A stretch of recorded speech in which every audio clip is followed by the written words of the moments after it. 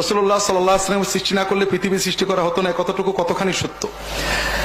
এ কথাটুকু কোরআনেও নেই, হাদিসেও নেই। লাউলা কালামা খালাকতুল আফলাক, এটা জাল হাদিস। আমার এখানে দুটো বই আছে, একটা আমার লেখা হাদিসের নামে জালিয়াতি, আর একটা ফুরফুরার পীর আবু জাফর সিদ্দিকীর লেখা আল মওযুআত।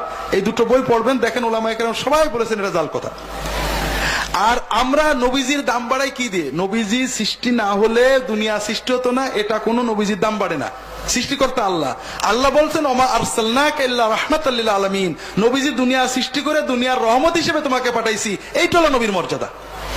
আমরা নবীর মর্যাদা ভণ্ডামি করে দিই। নবীজি নূরের তৈরি, নূরের তৈরির দাম বাড়ে কে বলেছে? ফেরেশতারা নূরের তৈরি, মা আদম মাটির তৈরি। কে কার সেজদা করলো? কোন না কে? তাহলে নূরের দাম বেশি না মাটির দাম বেশি? নূর, চাঁদ নূর, ঠিক না? সূর্য নূর। আপনার গোসল ফরজ হয়েছে, অজু ফরজ হয়েছে, গোসল অজু করার ক্ষমতা নেই। আপনি 1 ঘন্টা সূর্যের